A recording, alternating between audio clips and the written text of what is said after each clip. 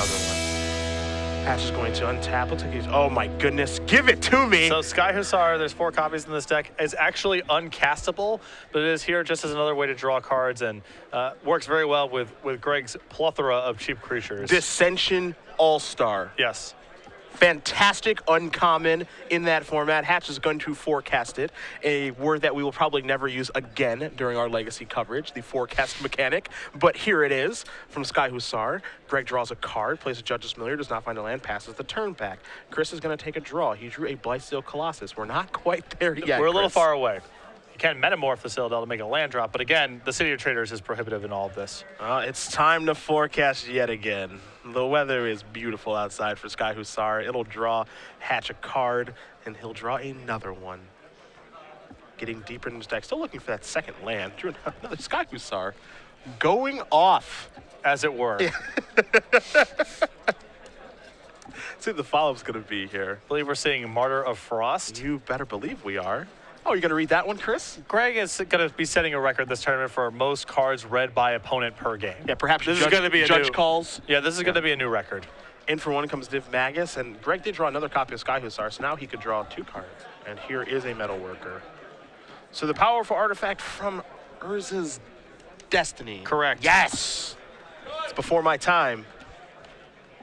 Comes into play, willing to provide a ton of mana. As we know, Chris has a bunch of artifacts in his hand. Greg, on his upkeep, are we going to forecast a little more? I mean, he has 4 creatures in a second Sky Hussar, so he could. Correct. It's not just like an instant or sorcery, which you would probably think about. As now Hatch is going to go snap back in to reality. Oops. There goes gravity. This is a Time Spiral block draft all-star. Hold. It did make top 8 of a Pro Tour.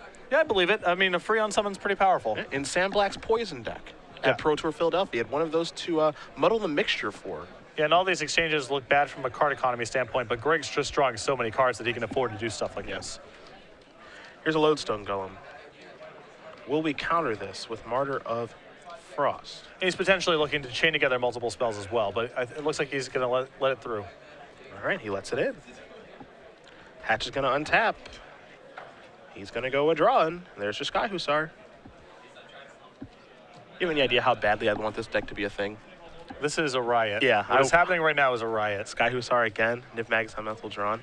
Now it's time to draw another card. Hashtag things I didn't think I'd say on coverage. Discarding Scabruinator. As an additional cost to cast that card, you exile 3 creature cards from your graveyard. You can cast it from the bin too. So it was a card that was like kind of supposed to go in Dredge-ish, but it's just this really weird, wonky blue card that was printed in Innistrad. Yeah, there's one copy here, of course, between Curse Catcher, Judge's Familiar, and Martyr of Frost. Greg has a lot of ways to just make this happen. And the card does a nice job of closing a game out too, so. Here's 3 mana from Chris. That is a Phyrexian Metamorph. Will Hatch counter this? As that is looking to likely copy the old Lodestone Golem. Time to show some blue cards off, Greg. Probably the Sky Hussars we've been using. Yeah, that's a good choice. Yeah. He knows about those, so. Yeah. See, no info for you, my friend.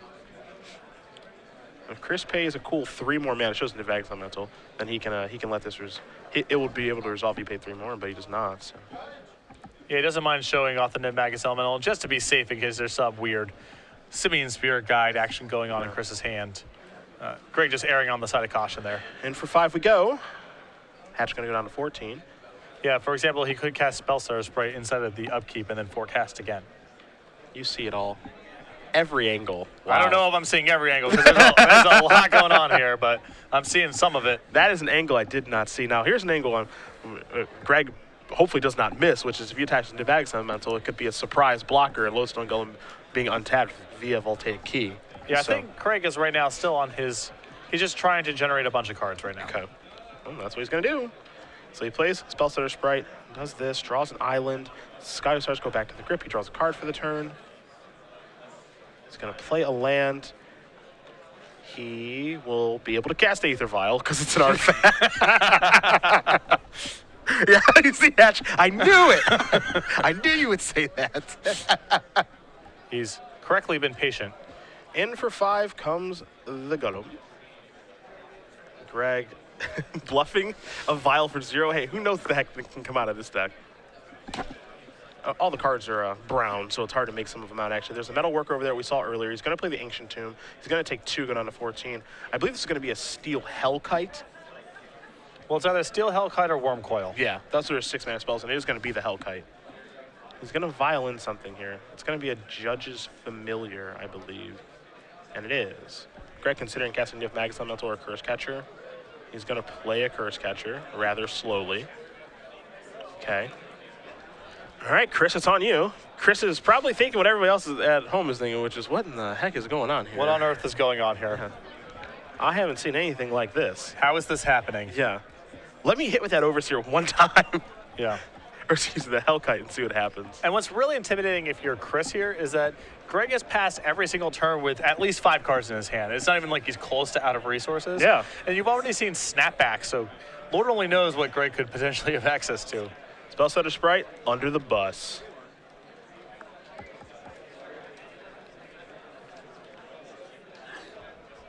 There's the City of Traders. Let's see what the follow-up's going to be.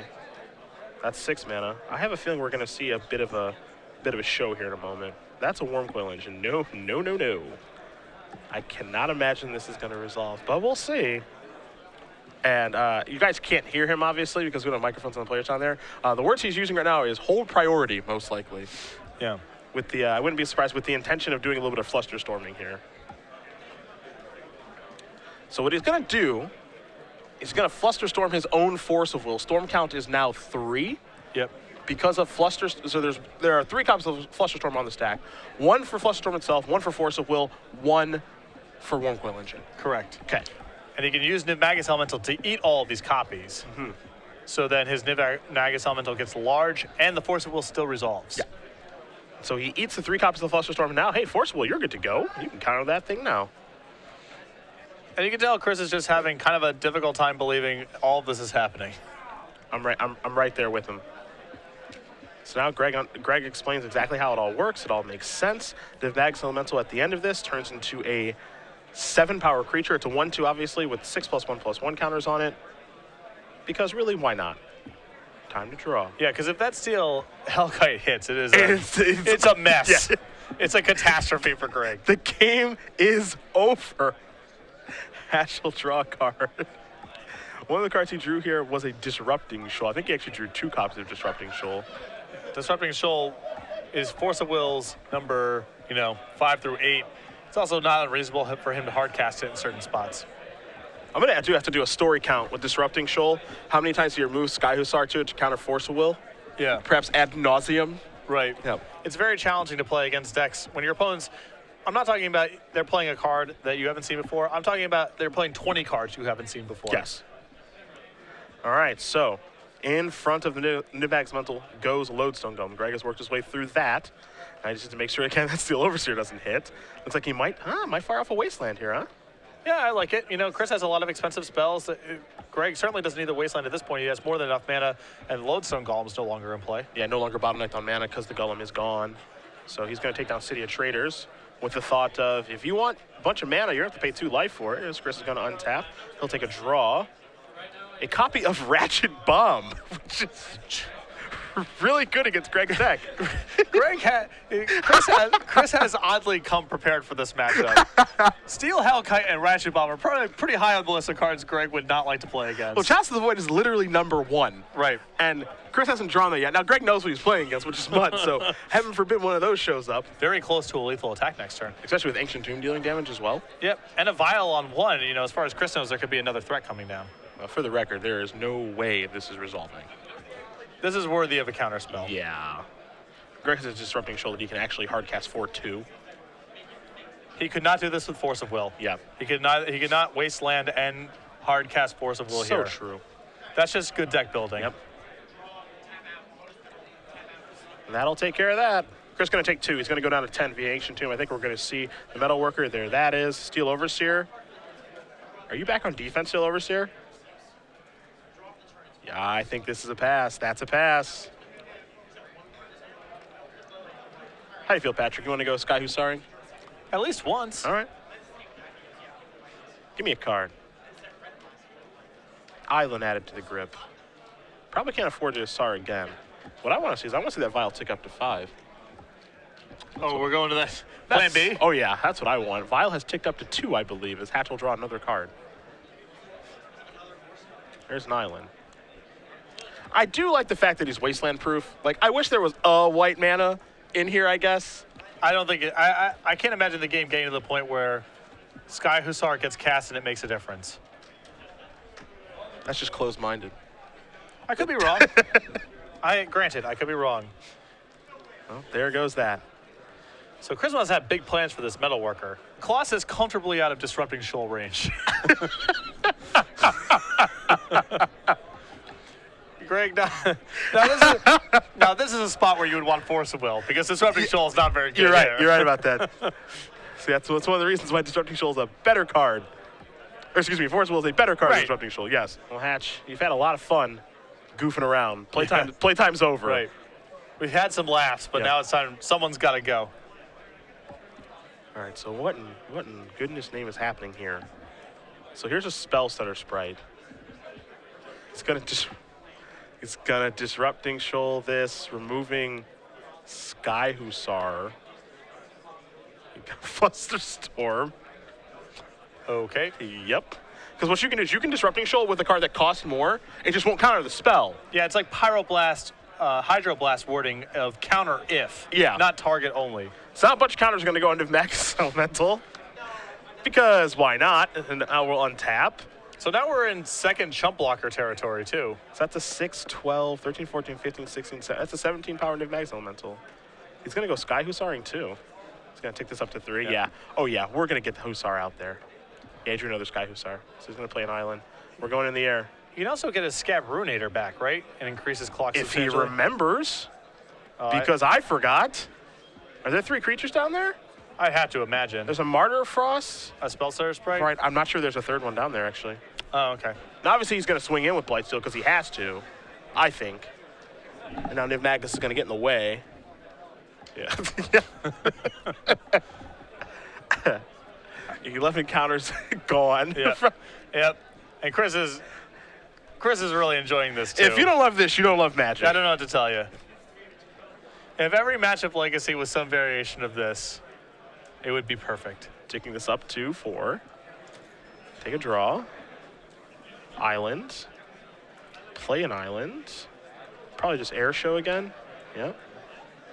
And for 3, put you down to 2.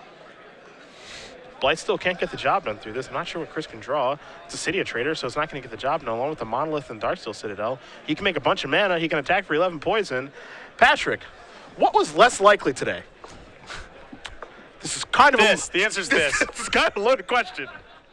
A Martyr Frost in play at any point, or a Blightsteel Colossus attacking twice and having it be no good. Just blunted by a 1-mana creature? Yeah, just absolutely no good. I would say the second thing is less likely. We're going to have to get our Infect counter up on the screen here because Blightsteel Colossus dealt some Infect damage.